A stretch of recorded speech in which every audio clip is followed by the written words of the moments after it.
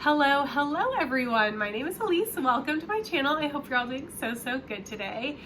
It has been a while since I've done a video, so my apologies for being gone for a long time, but I'm very happy to be back. I needed to take a break for a variety of reasons. Life happened, and I'm happy that I took the break, but now I'm also very happy to be back. So I'm behind on my videos.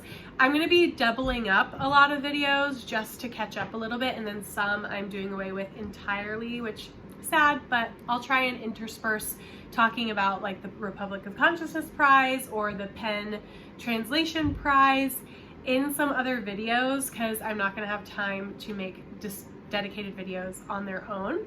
But this video we're coming back with is my wrap up for January, and I'm really excited to talk about the books that I've read so far in 2024. There have been some great books that I've read, and I definitely want to get them on your radar.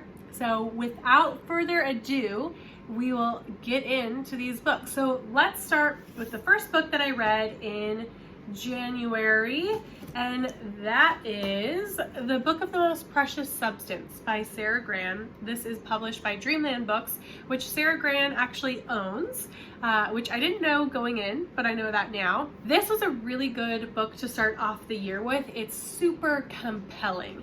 So the premise of this is a book dealer who's really struggling financially. Her spouse is ill and is basically immobile at this time and needs a full-time nurse in order to help care for him. So that is a heavy financial burden. Plus she just feels very alone because she no longer has her spouse to be able to talk to, and a lot of their friends have sort of disappeared in the midst of his illness. And yeah, she's just really lonely. So this opportunity presents itself to find a book called The Book of the Most Precious Substance that may or may not exist, but is worth a lot of money. She has a potential buyer that would pay a ton of money. Her commission would be huge, and it would be life-changing for her. So she starts going on this adventure of trying to figure out if there is a copy of this book, and if there is, how she can get someone to sell it to her. That sets her on this adventure with another man who is also interested in finding the book. I think the way that the author structures their sentences just has such a nice, pleasing flow to the mind, and I think letting it be readable in that way is really hard to do, but you fly through it because the sentence structure is just so smooth. I do think there are some typos in this book, and that are definitely not supposed to be there, and that did take me out of the story, so I was frustrated by that. And really, like, that's the job of the publisher to catch, like the editor and the publisher. So I'd say it's not the author's fault, but the author owns the publishing house, so I'm not sure what happened there. There were some moments where I was like, okay, like, come on. But overall, I really enjoyed it. That didn't take me too much out of it. So it wasn't a perfect read for me by any means, but I really enjoyed it. Thought it was very compelling, and would highly recommend if you're wanting a page-turning book that is really like easy on the mind, in the sense that like you don't have to struggle to get through the sentences. Really enjoyed. And this goes to wild places. So yeah, good book to start the year with. Then I went over to a poetry collection. Well, it's poems, essays, and recipes, but this is Until Tender by Slupski, and it's published by Game Over Books. And yeah, like it says, there's a multiple mediums in here. So there's some poetry. The essays are short form, and then the recipes are in the back, so that's very fun. So this I highly enjoyed. I've said it before and I've said it again. I like a collection that has some sort of strong through line between all of the pieces. And this has a strong through line through the symbolism of food and our connection to food, and how food makes us human and how it informs the human experience. I loved that. There were some pieces in here where I was like, like that didn't do anything for me. But that's okay. I think that's to be expected in a collection. But yeah, not the best one I've ever read, but thoroughly enjoyed it and would highly recommend if you like this connection between the human experience and food. This would be a great one to pick up. Until Tender, definitely recommend if that sounds compelling to you. Next up we have, we have Heartstopper Volume 5. So lovely. I mean, if you're already reading this series, you know how great it is. And if you haven't read this yet, I would highly recommend. It's a story about two boys who are in a relationship, and yeah, you get to see like a lot of nuance basically of all the experiences that one would have when you're an adolescent, that you might have when you're queer. But I think ultimately a lot of why people love this is the hopeful tone. So while there is despair and sadness and tension and fear, there's always hope right alongside it. And it's this ideal version of what you would hope someone's experience would get to be like as they're navigating some of these challenging experiences during their adolescence. So it's lovely to get to read. The art is fantastic. There's a little bit of the art style, and there's not a lot of text in this either, so you can fly through it really quickly if that was your style. So yeah, love this. This one in particular, I won't say too much to spoil anything in the previous books, but this one in particular is talking about the challenges that you might face when you're trying to make decisions about your future, particularly when you're graduating high school, and all of the excitement and scariness that comes along with that.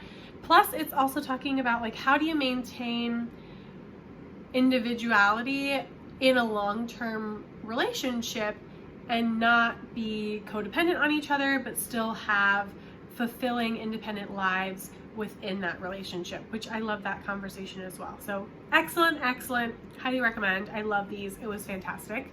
Then I read, let's lift this big boy up. I read The Lion, the Witch, and the Wardrobe by C.S. Lewis. This is my partner's collection of all of the books bound together. And I've said this before, but he picks a book every year that I read, just no questions asked.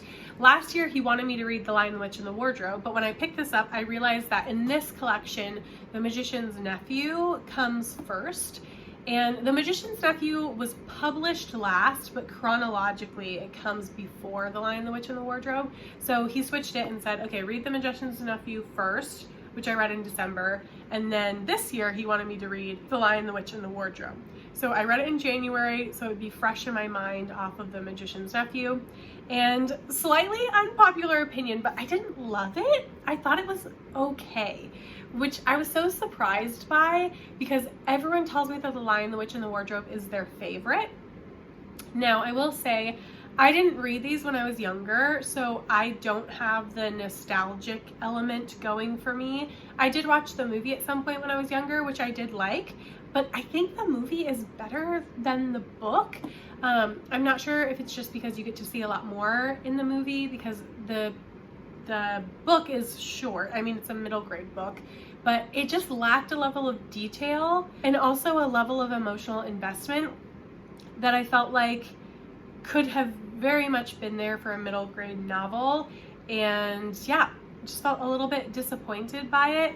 Also, Edmund is just like such a butthead, like truly, like even more than in the movie. In the book, he just like has no appealing qualities, and I was so frustrated with him the whole time. But I will say, I like The Magician's Nephew more. I think The Magician's Nephew is so funny. It's really sarcastic. It's almost making fun of itself in a certain way. And the humor was totally gone in The Lion, the Witch, and the Wardrobe. The tone was much more serious. And yeah, overall, slightly disappointed. But, you know, still pleasant enough. And it was a short read. So I don't think I'm going to continue on in the series. If you feel like it gets better, or I should continue on, please let me know, because I could change my mind if I feel like it's going to get better. But yeah, read Lion, the Witch, and the Wardrobe. All right, next up I read Prophet Song.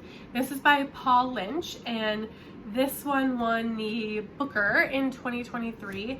And when the list for the Booker came out, this was the one on the long list that initially I was most interested in, just based off of the premise. And then a lot of people started reviewing it and really enjoying it. I feel like some people didn't like it, but the vast majority of people really enjoyed this book, and then it ultimately won. So I wanted to pick it up at some point, and I finally did.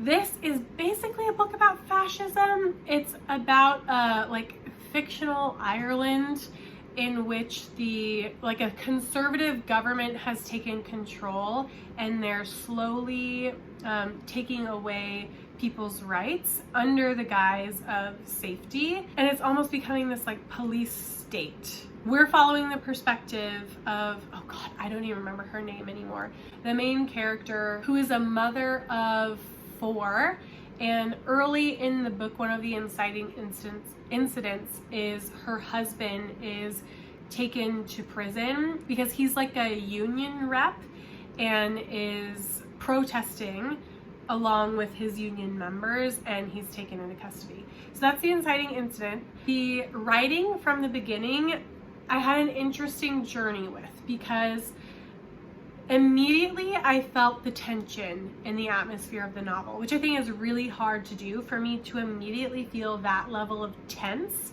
reading something. I thought was fantastic. But the first time I put the book down, when I picked it up again, the tension was gone. It had like totally dissipated for me, and I even felt annoyed a little bit with what was going on.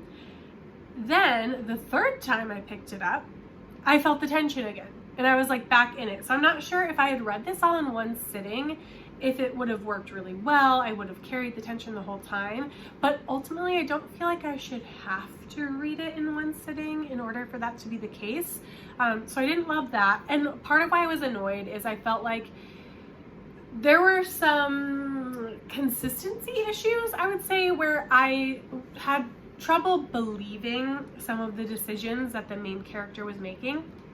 And that's not to say that like people aren't inconsistent, because they are, and in a crisis you're not thinking logically all the time, like you're making emotional decisions out of fear, and I understand that.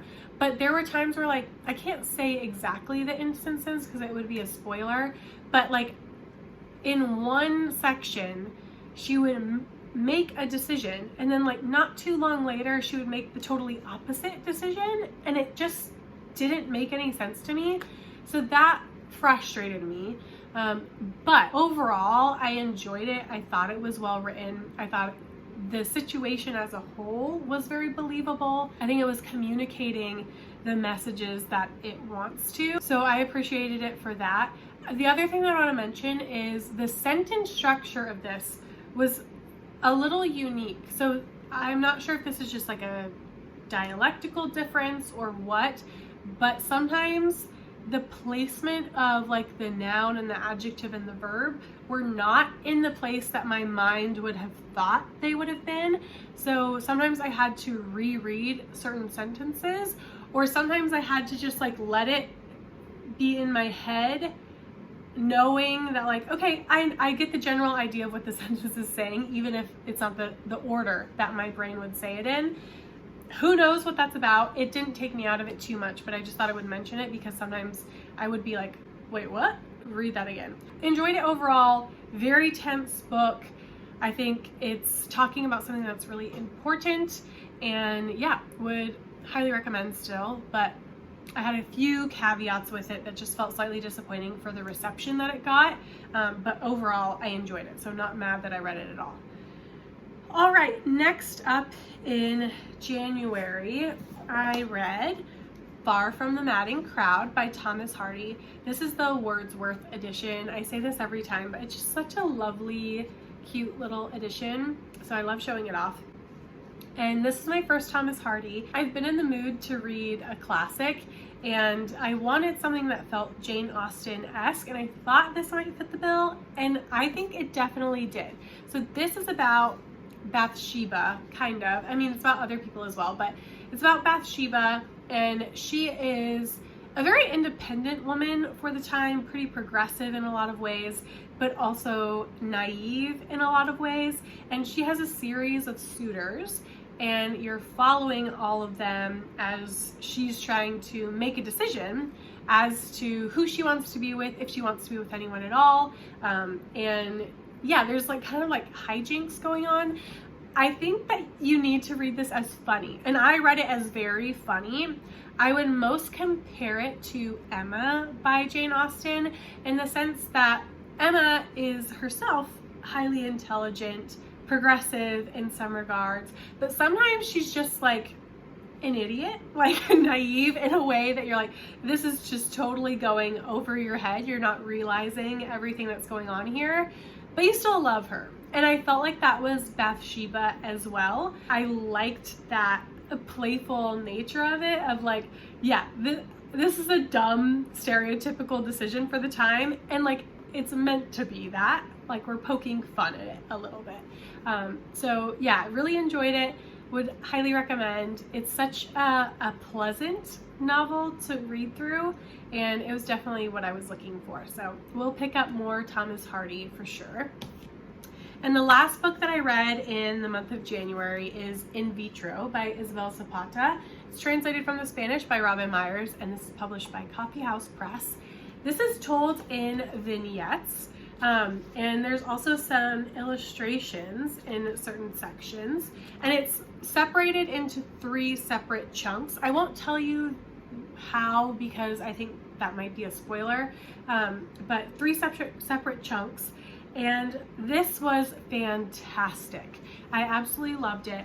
I thought the author did such a wonderful job of having like a clear, distinct voice. It's like a very well-written diary, and she brought you into her experience in a very digestible and comprehensible way. So I haven't been through in vitro fertilization myself, but the way that she kind of brought me into her understanding, I thought was impressive. I really got a lot out of this. It is just like her thoughts and her feelings going through this process. I was very moved by it, so I would highly recommend this to anyone who's interested. I'm happy to be back talking with you all about these books. If you read any of them, let me know what you thought. I had a lot of ups and downs these past couple of months. So yeah, we'll see you in the next video. Bye.